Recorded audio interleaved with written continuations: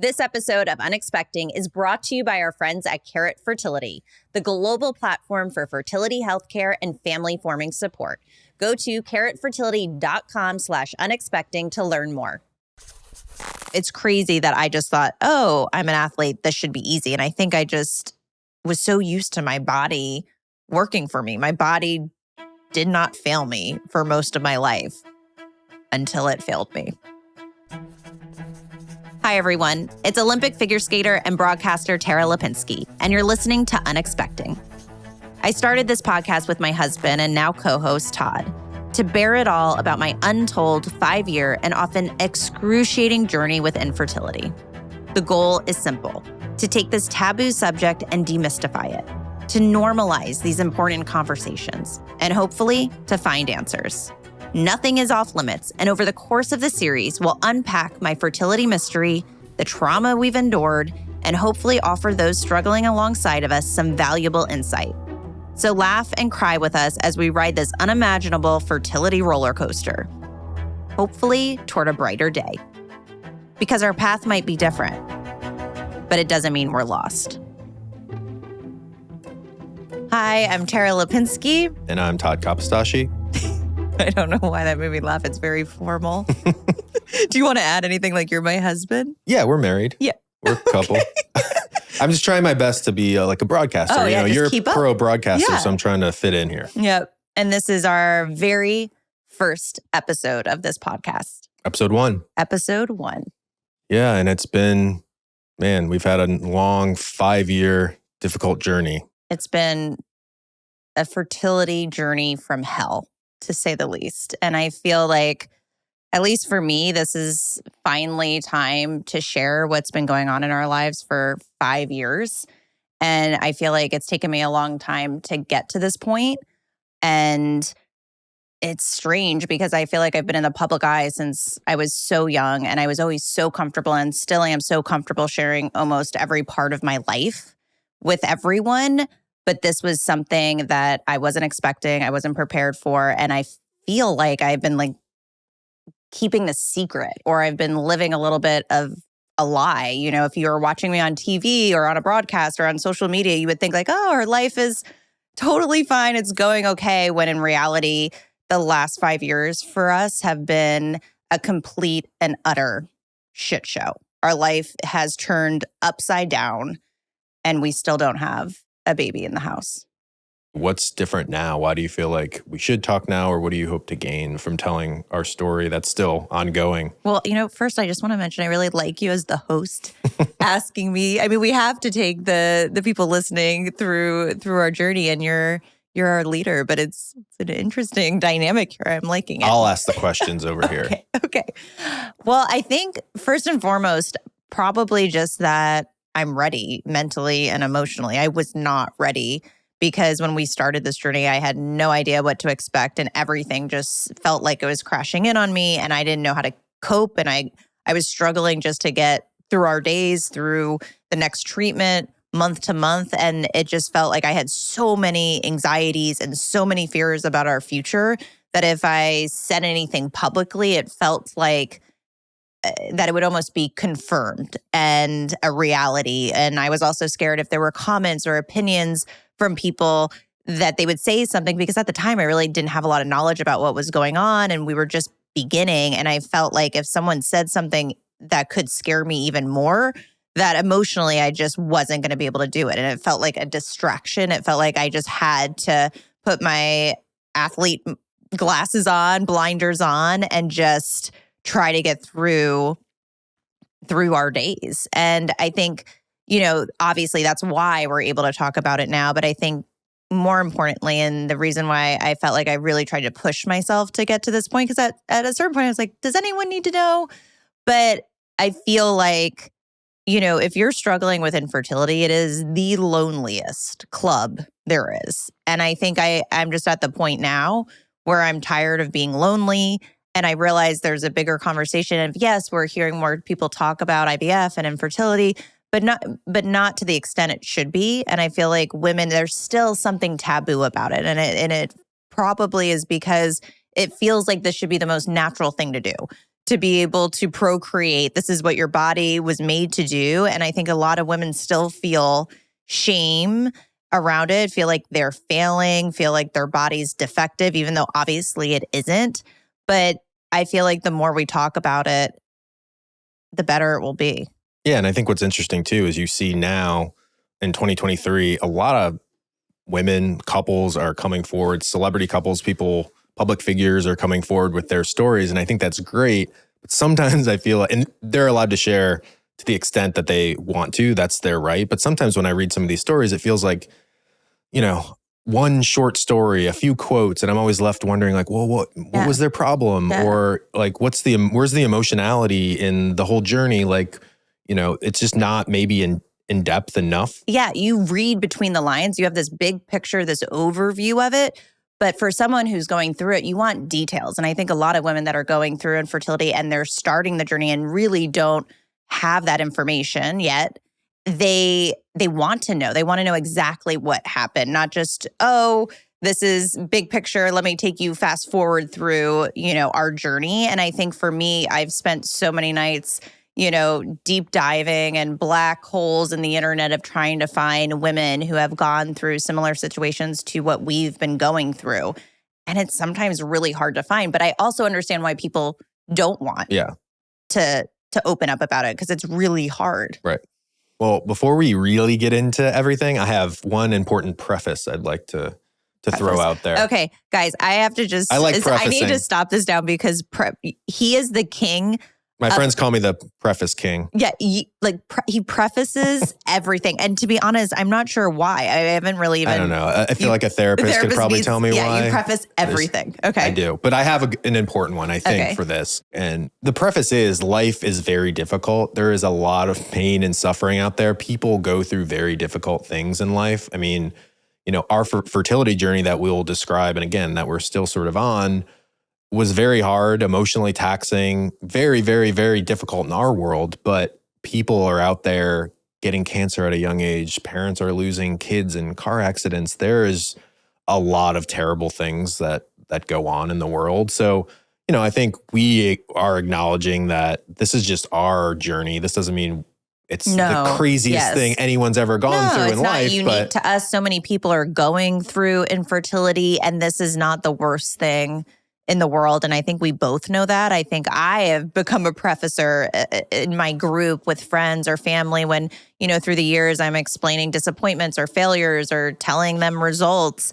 I feel like I always have to preface that, we're still healthy. We still are grateful for so many other things in our life. And that, like you said, there are tragedies happening every single day to people. People are getting cancer and everything you listed that for me, I feel like I'm very sensitive around this because yes, our story is hard, but I know it's not just us. And I feel like you helped me though. Because I think you're almost too sensitive to that. I know, you helped me with this. At the same time, you can say there's a lot of bad things going on in the world. There's levels to this stuff, right? There's levels of suffering in the world. I like when you explain the levels.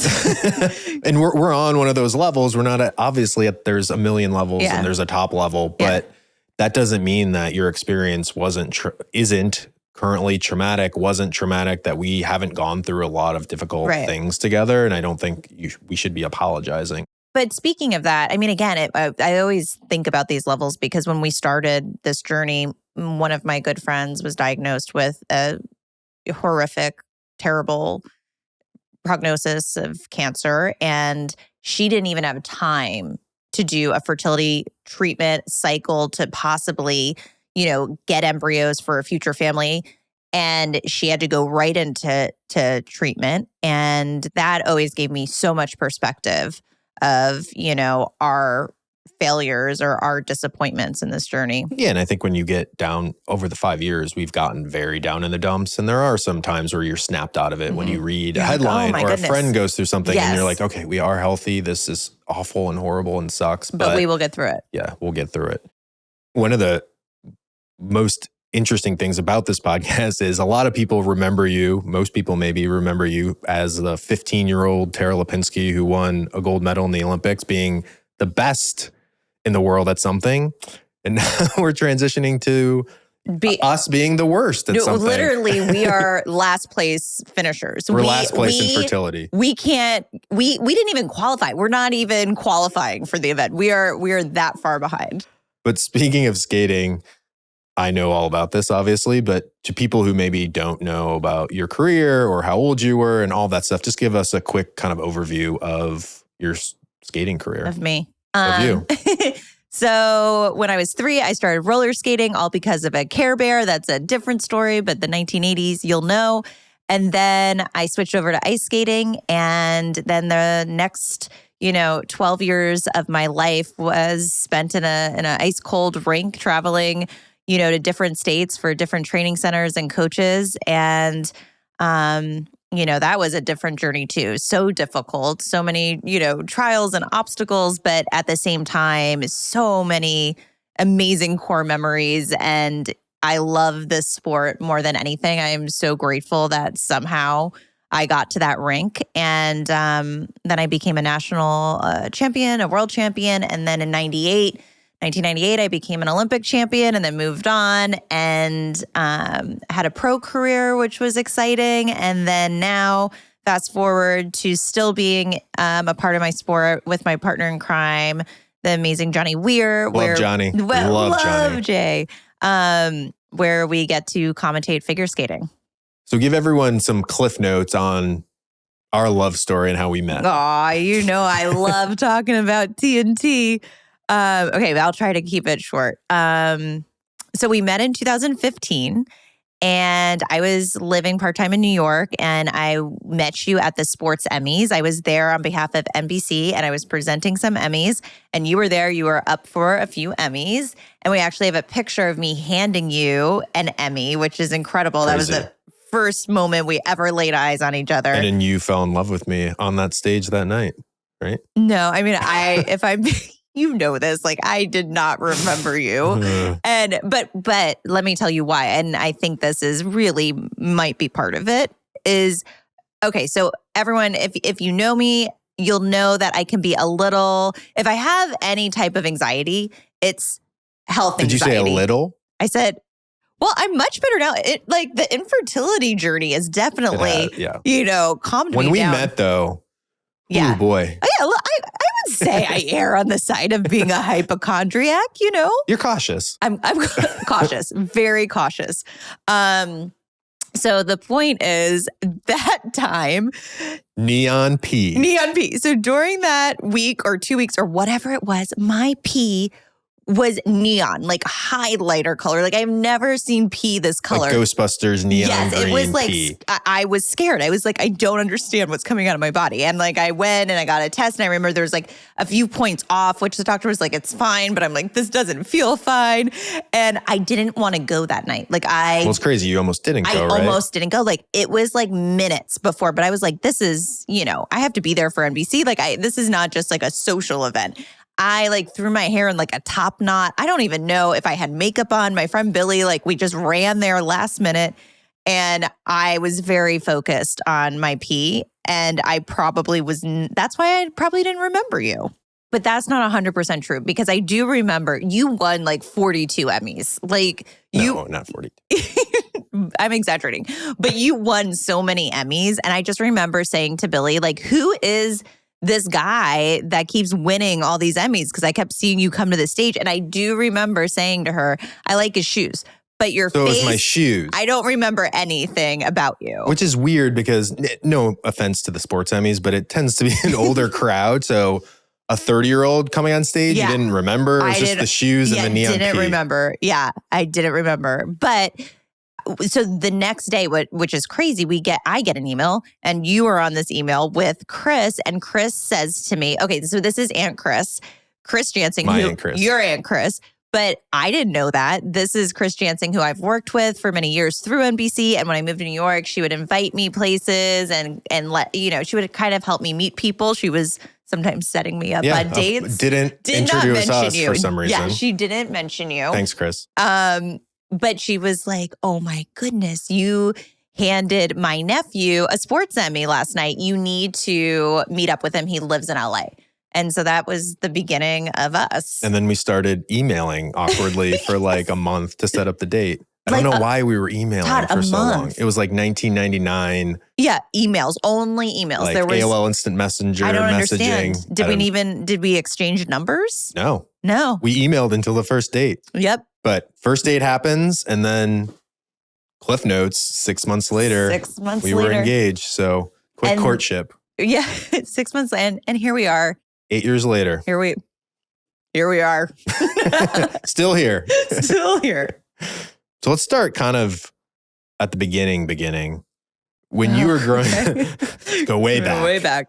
When you were growing up in skating, how knowledgeable were you? It's kind of a weird question, but how knowledgeable were you about reproductive health in general? Not very. And I bet if you asked any of my friends in my class when we went to that 5th grade sex ed class, we'd all have the same answer. I feel like, yeah, I probably got the basics. I walked away with that. And I walked away with pregnancy prevention. Do not get pregnant. Fear. Do not get pregnant. But what's interesting, I feel like, is that as awkward as that class was and uncomfortable, it like never got better. I think like sex education or talking about these issues, even in high school or post high school, no one talks about them. They're still kind of uncomfortable and taboo. And I think there's probably a lot of reasons for that. I think many books have likely been written about this subject, but standards of decency in different countries, religion, I think there's a lot of reasons. Or just it being afraid to use certain terms that may feel out of place. But again, it goes back to education. And if we weren't learning it in 5th grade, when were we learning it? Because in all honesty, I feel like I got to 30, 35 and still hadn't learned it. So no one was telling me anything. Yeah. Were you the kind of person growing up, probably more in high school, but were you fearful of pregnancy? Were you terrified to get pregnant? Yeah, I feel like I must have thought it was so easy, which is I mean, that's sort so of what ironic. That's what sex ed was, right? It was like, do not get pregnant. Your life is over. Don't get pregnant. I feel like back in the day, it was DARE. Remember the DARE program? And then your sex ed class, don't get pregnant. So I feel like for me, I was obviously so focused on skating. It wasn't like I had a normal childhood or even a few years fast forward where I was dating. I wasn't dating. I was just thinking about skating. And it's funny, I look back and I think sports are so incredible for kids, for anyone. And I mean, I love skating so much, but was it the healthiest? You know, you really break it down and it to be an elite athlete. And I think I've read some things about this where they say, it's almost like you have to have an unhealthy, complete obsession with this one thing where you're going to work on that for 10,000 hours and become perfect at it. And I think with that focus, that singular focus, everything else in your life drops off. All I cared about was don't get injured and skate. On a related note, one of the things I found super interesting when we first met was you had told me at some point early in our relationship that you had gotten your period really, really, really late in life, right? Yeah. 25. I mean, that's late. That is really late. And looking back now, I'm wondering why no one really said anything to me. Like, I think back, I went to plenty of doctors, but no one seemed alarmed. I think it was one of those things, especially in sports, where it's sort of like, oh, you have low body fat, you're training all the time, like it will come, it's just delayed. That's just what happens when you're an elite athlete. So I just thought, oh, this is totally normal, no big deal. I'll figure it out when I want to figure it out. But right now, let's just think about skating. I mean, it's kind of weird though, because you were such an elite athlete training for the Olympics, and you would think you're the most healthy person on the planet, but there are, I guess, unhealthy aspects. It's probably not the healthiest to not get your period until you're, in your mid-20s. 100%. And, you think about it, and eventually doctors, when I was getting close to that 20 mark, were really starting to say, like, oh, I wonder what this is. Let's check back again, in 6 months. And we can always give you some medication, which I never wanted to take medication. I was always like worried about that. So I didn't go down that and just thought my body would do it. And I think obviously the excuse was being an athlete, but I think another problem, kind of a perfect storm for me, is I had other issues going on, thyroid and, pituitary and all this other stuff that caused that delay. The weird thing for me, I feel like when you told me that, when we, I don't know, a few months into when we were dating, you just kind of mentioned it offhand. And I remember thinking, this is how uneducated I was. I was like, oh man, she didn't get her period until 25. that must mean she has like 10 more years of like great fertility. We're going to have kids into our 50s because she didn't start having her period so late. I feel embarrassed to say that I kind of thought the same thing, but guys, definitely not true. Learned a lot. You're born with all the eggs that you'll ever have, and you just keep losing them. And I had come across this crazy stat that fetuses in gestation, like I think it's something like 20-something weeks start losing their eggs, which is just, it's so unfair that women, their fertility timeline is so much shorter than a man's. Then when you got older, even around the time that we met, you're in your early 30s, weren't your friends or people maybe who are older than you who are your friends being like, hey, Tara, maybe it's a good idea to get your fertility checked? No. And I don't know if it's, I've lived in New York and LA, and I don't know if geographically maybe there's something that comes into play there and people are starting families later in certain areas. And, I feel like part of the problem was most of my friends didn't have kids at that age and didn't even start a family yet. And they never mentioned it even for themselves. And I think we just all thought we can get pregnant whenever we want. Like, we are hardworking women. We have a career. We need to figure everything out. When it's time for us, it's going to be good. And that's not how it works. And I think also, growing up and even in my 20s and 30s, I felt like I saw so many magazines and it would be like, oh, this celebrity is pregnant at 42 years old. And there was never actual details behind that pregnancy or what it took to make that pregnancy happen. And it just felt like this very you can have a baby whenever you want a baby. Yeah, and I think that's hard. And this is kind of a touchy subject, but it's like there's two sides of that. One, obviously there was this progression from an amazing progression and something that had to happen with women. It's okay if women have careers and they don't have to be homemakers or raise their kids like, in the 50s, 60s, 70s. We've had this evolution where now it's like women can be CEOs and they don't have to have kids when they're 22 years old. They can have kids later in life, which is 100% a good thing and needed to happen and all that. And we're still kind of evolving in that way today, which is a great thing. But the other side of that is, I think, to your point, we started applauding women. Oh, they're 40 years old and they had their career. Now they're having kids, which is great. But maybe with this ignorance of not knowing that fertility falls off a ledge when you're 40. This is the problem. And I hate talking about it. I even have, I'm parts of conversations that I'm in where you'll hear someone say like, oh my goodness, like, don't worry about that. Like, geriatric pregnancy, ha, ha, ha, all of this stuff, which is like, I understand it. Like, as a woman, I'm really, really annoyed that you could have a baby at 60. Like, that's not cool. That's not fair. And no woman wants to talk about that. Like, you want to be able to say, like, I can do anything and get pregnant when a man gets pregnant. Like, I can do that. And I think, like you said, it's hard because that's just not, unfortunately, it's not the reality. And I think what's upsetting for me is I really believed that. And I feel like if I would go back and actually know the facts, I would have been more empowered as a woman to then take steps to secure my fertility. So then I didn't have to rely on getting married at a certain age, and I didn't have to rely on a man in any way or feel inferior because my fertility would end sooner than his. But if you look at the stats, it's insane. Even in your 30s, peak fertility is like 18 to 25. Like, it is crazy to think about. I mean, that wasn't even close to a thought in my mind. And even in your 30s, you're young, like, in my mind, that's so young. It's still like a 10 to 15% chance of natural pregnancy a month. And then if you do an IUI, maybe it's, 5% more. The stats are sad that when a woman reaches 40, that's like a steep decline. And a lot of fertility clinics won't even take a woman, when they want to do a cycle at 42 or 43.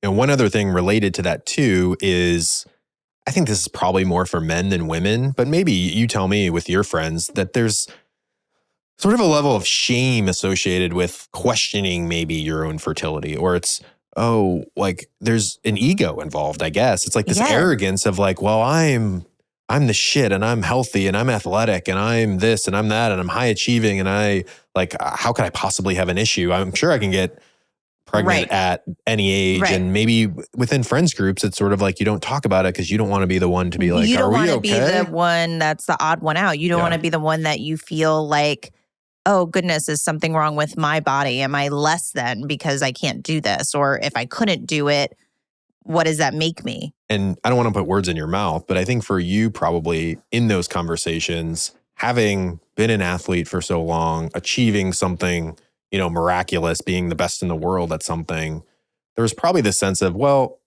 most of my life, my body has never failed me before. I'm in great shape. I'm so healthy. Like, what reason could I possibly have to even worry about this? Well, I mean, that's part of the problem, right? It was more, though, that I wasn't educated, or there was never a moment that someone brought this to me to even, think about, to like drop a seed in my brain to start thinking about a fertility timeline and a biological clock. You kind of heard, oh, your biological clock is ticking. And that's the only thing I feel like I ever heard that could remotely make me think that there's a timeline. And I think that I also felt like I work out, I work my muscles, I, hydrate. I was an elite athlete at one point in my life, and I eat healthy. And I just thought, oh, maybe these things correlate. And that's not necessarily true. Of course, for good fertility, you don't want to smoke, you don't want to drink, you want to have good nutrition, but that is not always what fertility is about. I mean, there are some real markers for infertility that have nothing to do with that. So it's crazy that I just thought, oh, I'm an athlete, this should be easy. And I think I just was so used to my body working for me. My body did not fail me for most of my life until it failed me. And now a quick word from our sponsors.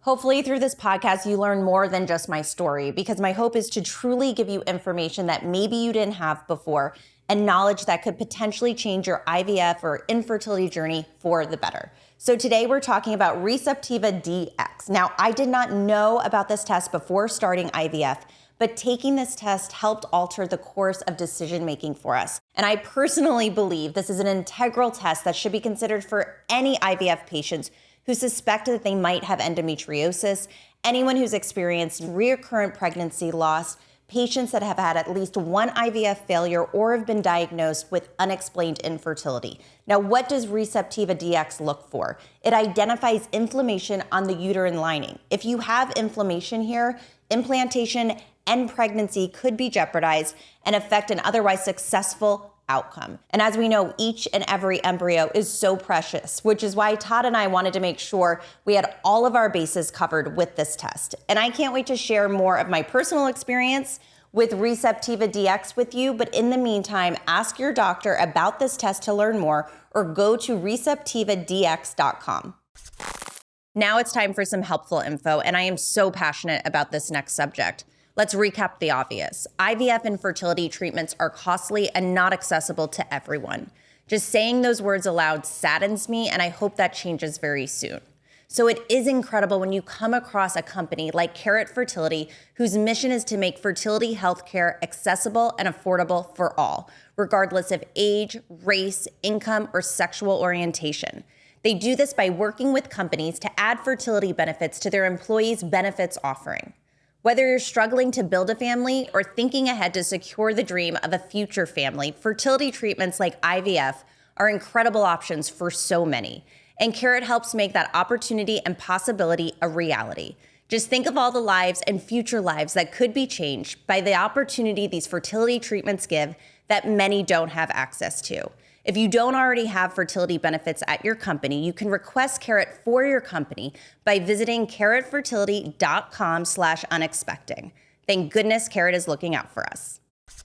Another interesting thing that you've talked a lot about, and this isn't to disparage any OB out there, but there is a disconnect between what OBs might tell you and push you to do and what a fertility doctor might. Essentially, OBs aren't really alarming you or alerting you to the fact that you're getting older, your fertility might be decreasing, and they probably should. Well, the problem is you're going to your OB. You're not going to a reproductive endocrinologist fertility doctor to check your fertility. You're going to your yearly checkup where you get a pap smear and you get an exam. Now, I would love if that changed and women's reproductive health became more of a priority and it just became standard that yearly check included, a blood test to check your fertility markers and it was covered by insurance, but that doesn't always happen. I mean, you think about IVF and most of the times it's not covered by insurance. Now, granted, I should say more and more companies are doing that. I actually had a friend who saw our struggles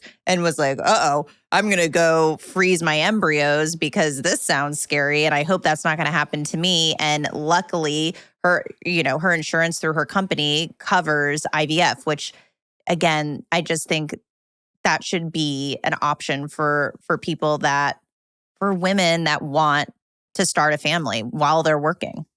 Yeah. And I think part of the impetus even for this podcast is that part of it's the education of all that maybe we can offer, because I think we've talked about this a lot, but I have some female friends who, when we went through this 5-year journey and are going through this 5-year journey, I've said to them like, hey, and it's an uncomfortable conversation to have with like a female friend of, hey, like, I know you're focused on your career. And these are like very high achieving people in sports television and just doing great things career-wise and not necessarily putting off having a family, but just hasn't happened yet. And having these conversations like, hey, like maybe you should like freeze your eggs. Have you ever had any of these tests? And who am I to say that's one of my female friends? But luckily they were super receptive because they know, the journey we've been on. And I've had a couple of friends who have done it just because of conversations I've had. And they were just like you. They basically said, I guess I never thought about it. I thought I was good. Yeah. And I bet also if that wasn't covered by insurance for many of your friends, they probably wouldn't have gone through that process. No. We got married in 2017. You were 34 years old. Mm-hmm. Just youngin'. Youngin'. The spry young. Chicken. Young broadcaster. When we got married, what was your plan in your head? Because I don't even know if you ever even told me. No, we didn't have a great plan in place. We didn't have what was our plan to start a family? We didn't even talk about it. Isn't this crazy thinking back, TK? Do you remember any time we had a like adult conversation? I feel like I remember kind of like prodding a little bit like, hey, like, are we going to have kids at some point? You weren't really pushing that. Yeah, I was taking your lead a little bit, I think. Oh, okay. We're finding out tons of things here. No, not that I was taking your lead. I think I actually was probably like, oh, this is nice. She like doesn't want to have kids right away. Kids yet. Yeah, I think, again, back to what I always thought, like, in my 40s, we'll just have kids. We met later in life. Let's travel. Let's see the world. And then let's get to it. And I just thought, it's just going to happen. And that's how people do it. Was that the main reason? Just travel and just kind of living life because I think for me too, what's so hard about meeting the person you want to spend your whole life with so late in life is you feel like you want to have those few years where it's just you. Yeah, you want to be just TNT. You just want to be us, and then you want to add. You don't want to feel rushed. You don't want to feel like, I already met my person late in life, and now I'm rushing, and we're missing out on what other couples had when they met in their 20s. So I think that was a feeling, and I think also for me, I also wanted to think about when we were going to do it. Like it needed to be planned, and I didn't have the luxury of just winging it because of my job. We have an Olympics every 2 and 4 years, and that's what I do. So just,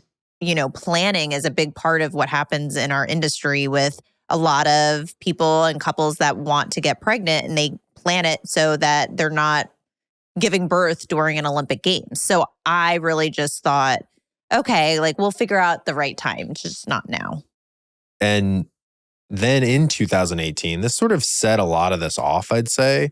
In 2018, you had a conversation with a friend that alerted you or scared you into kind of thinking a little differently about all of this. Yes, 100%. I saw a friend struggling, but again, didn't really know the details, didn't understand what was happening behind the scenes. And then one day we had a long chat and it really scared me because it was the first time I was hearing this information and from someone who I thought was healthy and fit and would have no problems and so very young that, people can have problems in their late 20s or 30s. Like that didn't even cross my mind. And then hearing her story and knowing there's so many things that go into fertility, endometriosis or quality of eggs or all of these things that sounded so foreign, but it seemed so dire in this person's journey.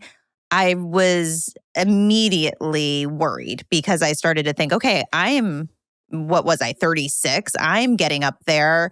Now I need to make sure. And I think it kind of, my anxiety, my health anxiety antennas went up, and my hypochondriac little personality came out and thought, oh my goodness, I need to figure this out right away. And I remember on the way to the airport, I was texting my OB asking for fertility doctors. And I remember on the plane, he gave me 3 names, and I just knew that was our plan.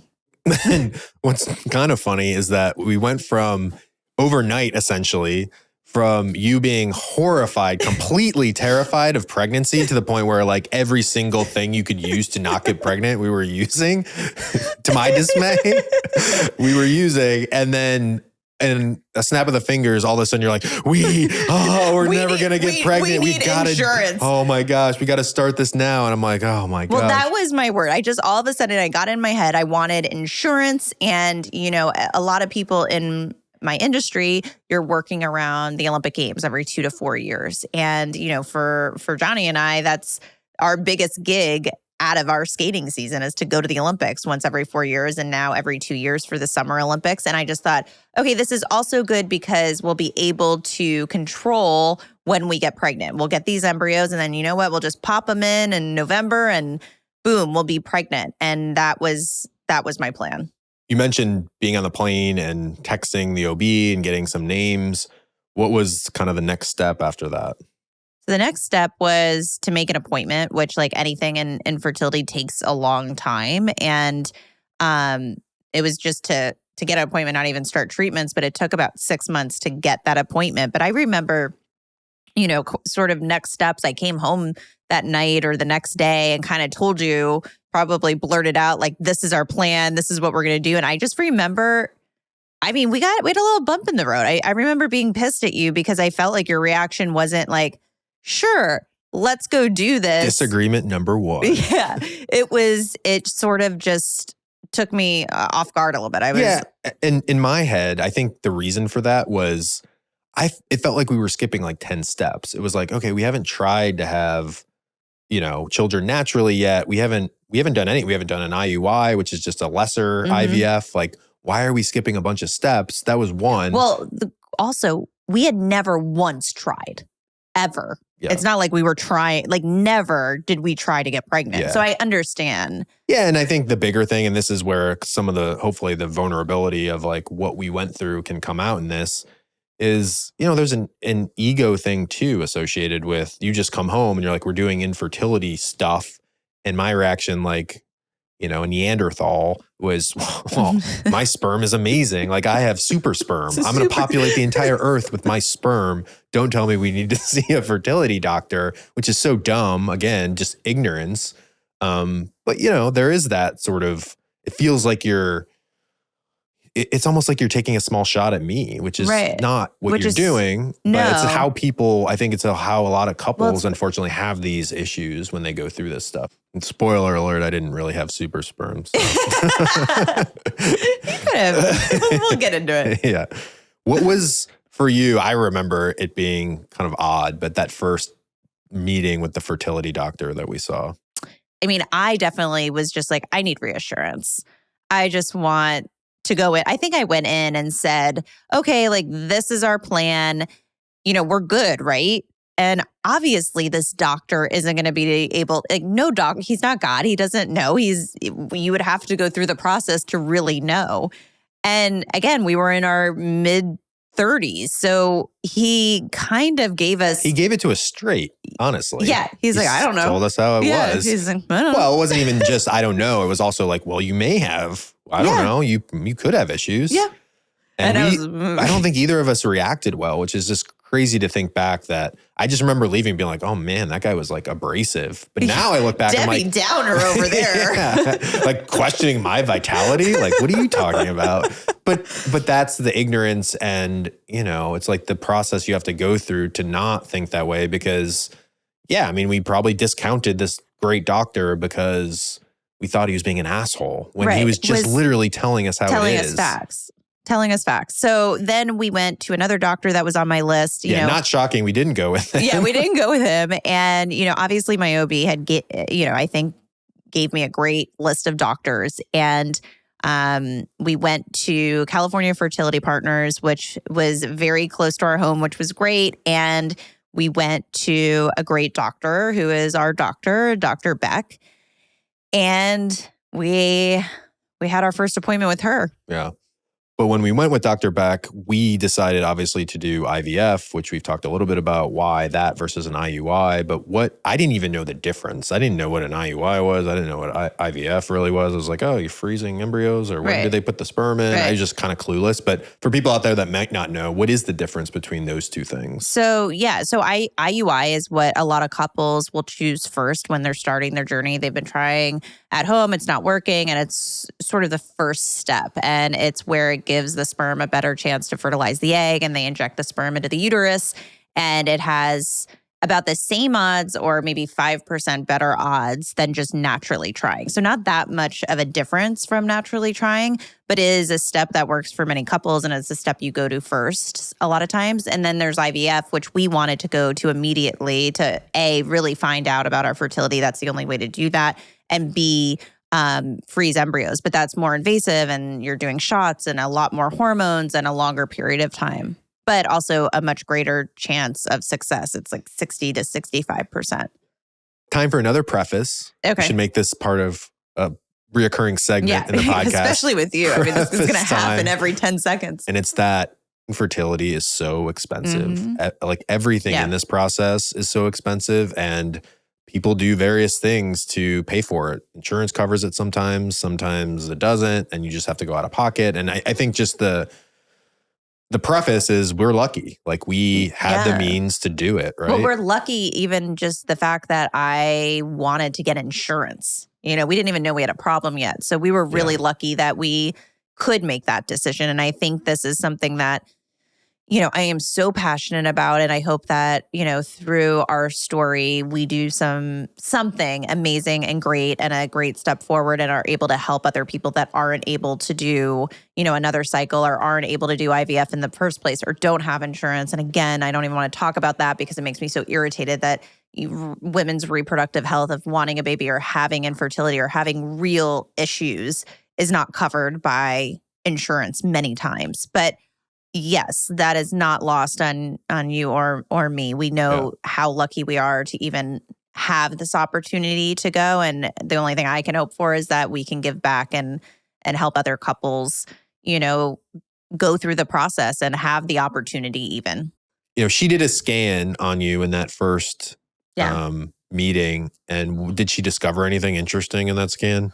Well, I remember being really nervous for the scan because, again, I didn't realize that there were going to be other markers that could affect a woman's fertility. I thought it was all about egg count and how many follicles, which house the eggs, would she see that could be potential eggs that they would be able to inseminate with your sperm. And I just sort of thought, okay, this is the big reveal. And it was great. She's like, oh, you have a normal amount of eggs, like looks We good. were right. Yeah, we were Olympic champion. All is okay. All good.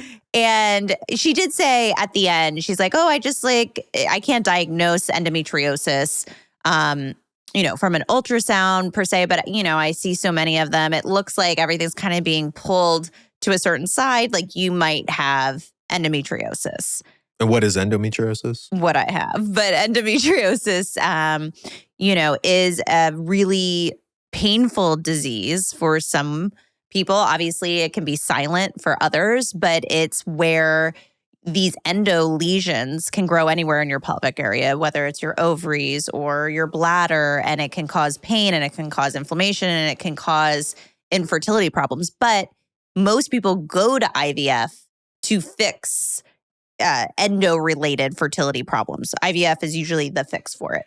Besides that little note of endo, which you kind of already knew because you had endo pain before, everything kind of looked great. And it was, at least for me, again, the ignorance of this all was like, well, we're great and nothing else could possibly happen to go wrong. So it was like, I think for both of us, we're both competitive people, it was like, let's crush IVF. We're going to get a bunch of, embryos on ice and then get to choose when we have children and just I think getting after it. I think we thought, wow, we're good. I'm glad we went through this exercise. We're lucky that we were able to, I felt like we were doing so many tests. Remember, you did all those blood tests. I did all the blood tests. All my hormone markers were good. The scan went well. So I thought we were in the clear.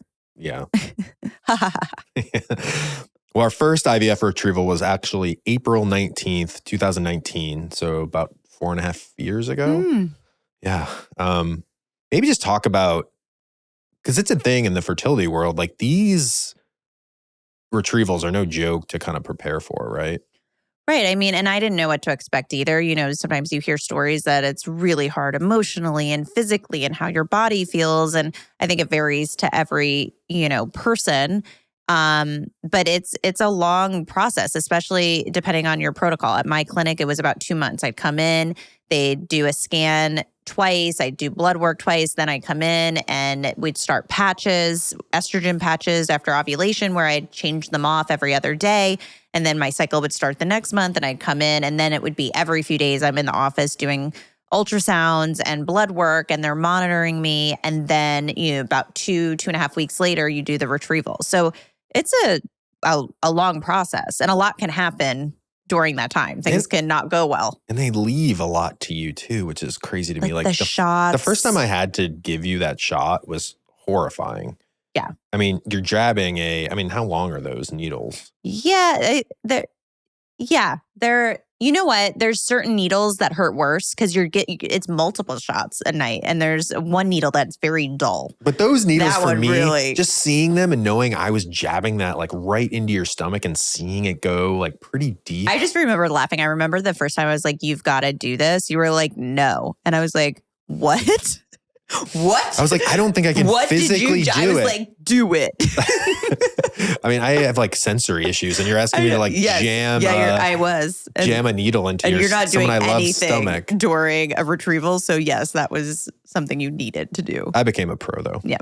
What was the mindset going into that retrieval for you? Really hopeful. We were getting good news right from the start. It seemed like everything was okay. I was super naive. We were naive. Yeah. Naive. I had no idea what was happening, didn't really understand, just was going with the flow. And to be honest, I remember leaving an appointment. It's like a very vivid memory of driving home from an appointment. And she just said, oh, everything looks great. And I just felt so proud of myself that I took this step. I was so proud of my body. I felt fertile. I felt like it was the first time I had like a maternal instinct turn on, where I thought, oh my goodness, me and Todd, like the two of us are going to create human life together. This is so cool.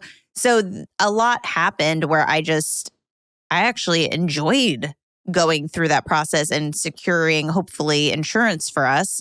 And I was still living my life, going to dinners, drinking, not really thinking anything of it.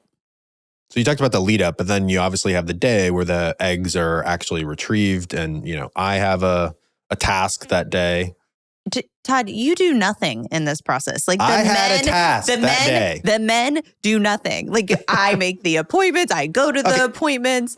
I'm getting shot up with hormones. Yes, you did everything in the lead up, but to say I did nothing is unfair because on the day you had one job for 5 minutes. And I would like to talk about this for 30 seconds. Oh God, what are you going to say? Because this is how it should be. So let me preface another preface. I'm going to preface it. This is the way it should be. Women should be prioritized in these offices. Correct. But they do not care about the men who walk into that office because they give you your cup. You go essentially into the bathroom that's like right outside the main lab.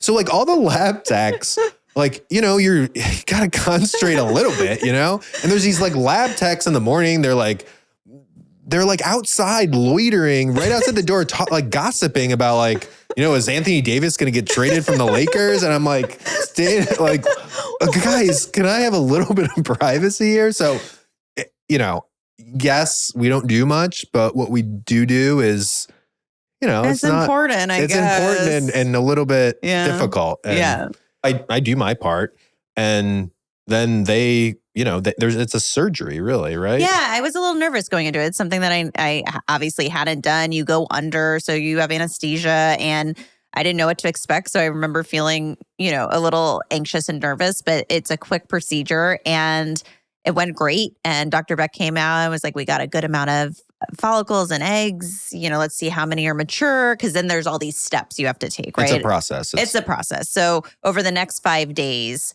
you have, the next day you find out how many mature and how many fertilize. And then you have to wait this long 5-day wait to see how many make embryos, which is really the toughest step because there's a big drop off there for anyone.